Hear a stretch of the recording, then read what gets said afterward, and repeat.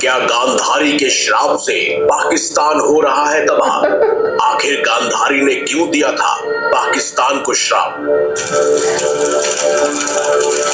महाभारत का विनाशकारी युद्ध न सिर्फ कुरु वंश के लिए विनाशक साबित हुआ, बल्कि जिस किसी राज्य और राजा ने भी इस युद्ध में भाग लिया, या तो वो खुद मारे गए या उनका राज्य बर्बादी की तरफ अग्रसर हुआ। लेकिन युद्ध से बढ़कर था युद्ध के बाद मिला श्राप। जैसा कि हम सब जानते हैं कि आप नोट करो, ये पाकिस्तान को शराब दे रहा है। लगे पाकिस्तान ने अभी 6 महीने पहले इनको शराब के साथ चरस भी पिलाई है। अभी ये जो जंग हुई है इसमें जो रिजल्ट निकले, अमेरिका की रिपोर्ट पढ़ लो, 8 जहाज गिराने के बाद शराब दिए।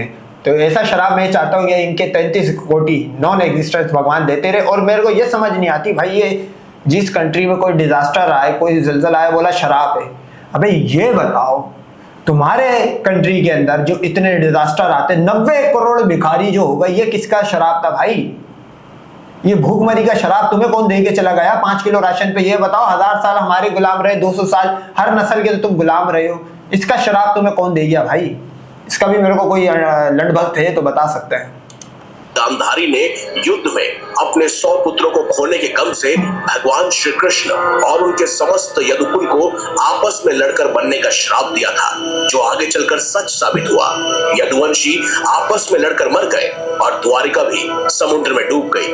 ठीक इसी तरह उन्होंने अपने भाई के राज्य गांधार को भी श्राप दिया था। आपको जानकर हैरानी होगी कि आज का अफगानिस्तान 5500 साल पहले गांधार हुआ करता था और हिंदुस्तान आर्यवर्त। तब से लेकर आज तक दुनिया की ज्योग्राफी बदल चुकी है, लेकिन कुछ नहीं बदला, तो वो है गांधार, जिसे आज गांधार कहा जाता है।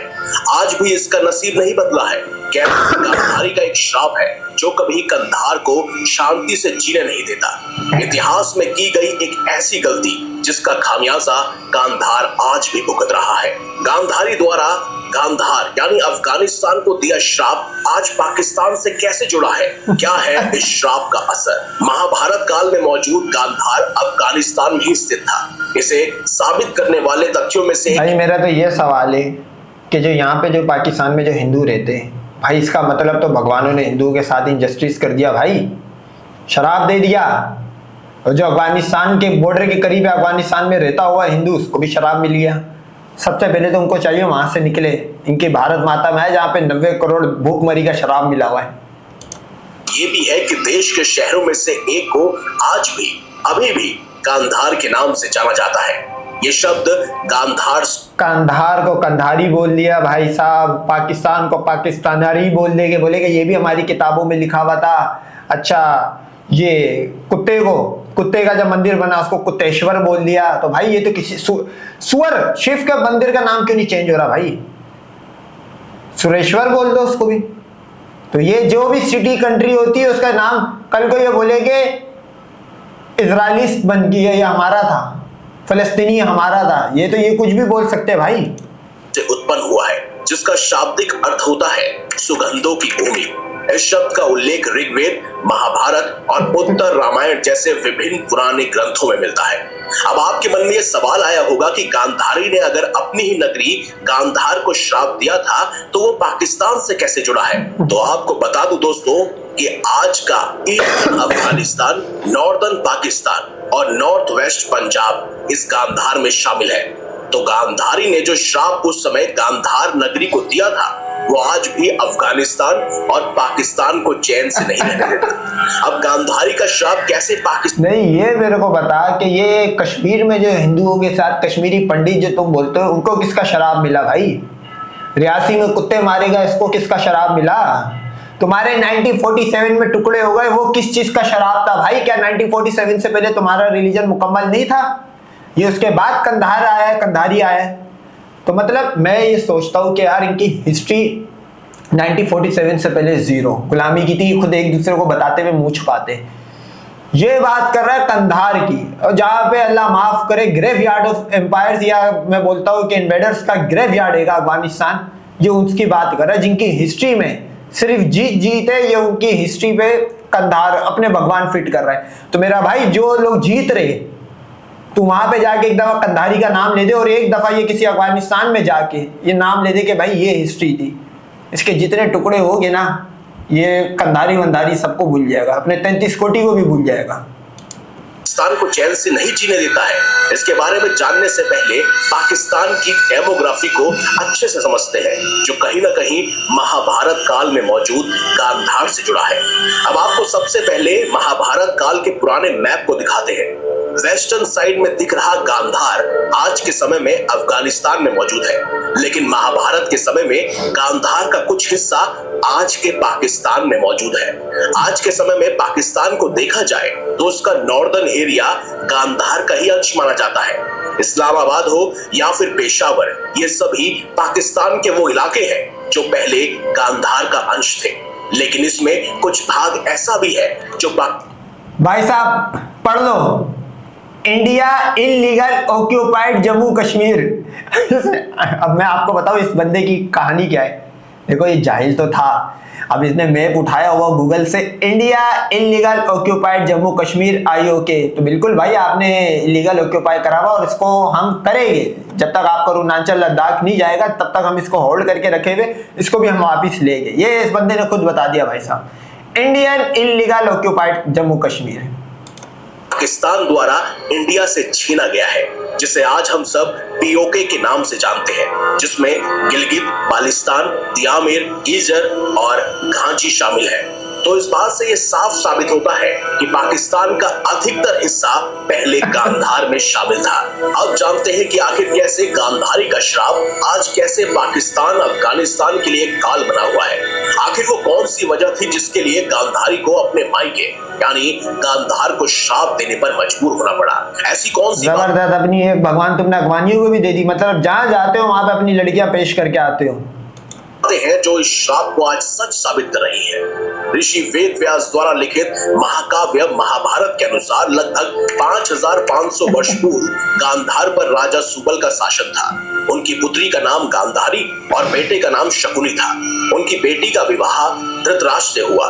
धृतराष्ट्र जन्म से ही अंधे थे, लिहाजा गांधारी ने शादी के बाद अपनी आंखों पर भी पट्टी बांध ली और पतिव्रत धर्म के अनुसार अपने पति के समक्ष होकर हस्तिनापुर चली आई।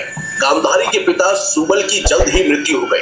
तो अच्छा, ये आपको ड्रामा जैसी कहानी नहीं लगती? मतलब कि एक उसका शोहर अंधा था तो उसने भी पट्टी बांध के बोला चलो मेरी भी बाकी की जिंदगी अंधों वाली गुजरे। तो भाई इस पे एक दिमागी अंधा, गाय का मूत्र पीने वाला और गाय का गोबर खाने वाला तो अंधा यकीन कर सकता है। मैं ये समझता हूँ कि रोटी और एक इंसानों वाली चीज खाने वाला वो सिर्फ और सिर्फ इस पे हंसेगा ही। भाई गांधार का सारा राजपाट शकुनी के हाथ में आ गया। अब क्योंकि इस रिश्ते ने राजा सुबल के पूरे परिवार को नष्ट कर दिया था, तो उसका बदला लेने के लिए शकुनी ने एक साजिश रची। साजिश थी कौरव और पांडवों को आपस में लड़वाकर पूरे हस्तिनापुर का नाश करने की। वो अपनी बहन का पक्षधार बनकर अपनी बहन के ससुराल यानी हस्तिनापुर आ गया और कौरवों और पांडवों में फूट डाल दी। बाद में इसी फूट का नतीजा महाभारत के संग्राम के रूप में सामने आया, जिसमें गांधारी के 100 पुत्र पांडवों के हाथों मारे गए। अपने 100 पुत्रों को खोने के बाद गांधारी ने क्रोध की आग में जलते हुए पहले श्री कृष्ण और उनके पूरे वंश को विनाश का श्राप दिया और फिर अपने ही भाई शकुनी के राज्य को भी श्राप दिया कि मेरे। कृष्णा जितना बड़ा लड़कीबाज था भाई, इनकी किताबों से मिलता, चोर भी था, इसने वहां भी ना मेरे को लग रहा कंधारी की लेने की सोची होगी। बोलेगा चल जा तेरी विश पूरी करो, लेकिन इधर साइड में तो आ, चेकिंग तो हो ऊपर से नीचे तक, टेंगी टापेज एक्सल चेचिस तेरे ओरिजिनल है या नहीं है। 100 पुत्रों को मारने वाले गांधार नरेश के राज्य में कभी शांति नहीं रहेगी। गांधारी का श्राप फलीभूत हुआ और डिस्ट्रक्टिव सोच रखने वाले शकुनी के बेटे के राज में भी गांधार की प्रजा सुखी नहीं रही। ऐसा माना जाता है कि पांडवों के हाथों पराजय के बाद कौरवों के सैकड़ों वंशज और उनके अनुयायी अफगानिस्तान में आकर बस गए थे। यहाँ उन्होंने शकुनी के प्रांत गांधार में शरण ली थी। यहाँ से वह धीरे धीरे इराक और सऊदी अरब में जाकर बस गए। महाभारत काल की समाप्ति के बाद यहाँ धीरे धीरे। भाई साहब ये मैं बता रहा हूँ, इस दुनिया का कोई एक हिस्सा नहीं होगा जहाँ पे इनके भगवानों की जंगें न लड़ी हो या इनके भगवान न गए हो। लेकिन अफसोस ये कि इनके भगवान इंडिया से बाहर नहीं निकल पाए, किसी ने घास नहीं डाली, पूजा तक नहीं इनको यार। इनका नाम लेना पसंद नहीं करा, बल्कि इनका नाम याद नहीं है। ये ऐसे थर्ड क्लास भगवान या ऐसे थर्ड क्लास स्क्रिप्ट राइटर था इनके रिलीजन का। धर्म का प्रचार प्रसार होने लगा। यहाँ तक कि एशिया के कुछ भागों में बौद्ध धर्म तेजी से फैलने लगा। भगवान शिव की पूजा यहाँ से धीरे धीरे खत्म होने लगी और इसके बाद बौद्ध धर्म के अनुयायी अपने धर्म को बढ़ावा देने लगे। मुस्लिम शासकों के यहाँ कब्जा करने से पहले कई मौर्य शासकों ने यहाँ पर राज्य किया। उसके बाद 11वीं शताब्दी में यहाँ महमूद गजनवी ने अपनी सत्ता स्थापित कर ली और इस तरह गांधार बन गया कंधार। ऐतिहासिक साक्ष्य बताते हैं कि उस गांधार राज्य में वर्तमान के उत्तरी पाकिस्तान का भी कुछ हिस्सा शामिल है। अरे भाई ये कहानी इसमें भी बना दो, कराची में मुक्का चौक का नाम लियाकत अली खान चौक हो गया था, कराची से कराची हो गया था, बॉम्बे से मुंबई हो गया है। इसकी भी कोई कहानी बता दे भाई, कोई भगवान आया हो, कोई शराब वराब एक दूसरे को दिया हो, कोई लड़े हो आपस में कुत्ते की तरह, क्योंकि इनके रिलीजन को आप जितना खोलोगे भगवान एक दूसरे को तो पीट रहे भाई, या तो पीट रहे या इसके अंदर। एक दौर भी आया जब विश्व विजय के अभियान पर निकला सिकंदर अफगानिस्तान के मुहाने पर पहुंचा। 1 साल के भीतर उसने अंतोलिया, मेसोपोटामिया और पर्शिया पर कब्जा कर लिया। आगे था अफगानिस्तान। ऐसे में सिकंदर को लगा कि ये तो कुछ दिनों की बात है, लेकिन वहां पहुंचने पर उसका गणित उल्टा पड़ गया। वहां अंतहीन जंग शुरू हो गई। छोटे छोटे अफगान कबीलों ने सिकंदर की मजबूत सेना को भागने पर मजबूर कर दिया। होते होते 3 बरस बीत गए। फिर एक दिन सिकंदर के नाम एक चिट्ठी आई। उसकी मां ने तंज कसते हुए पूछा था, सिकंदर कैसा योद्धा है जो 3 साल में भी एक छोटी सी जगह पर अटका है। सिकंदर ने चिट्ठी पढ़ी और उसने एक थैली में अपने आसपास की मिट्टी भरी, साथ में एक संदेश भेजा, मां इस मिट्टी को अपने घर के अहाते में बिखेर देना। सिकंदर की मां ने वैसा ही किया।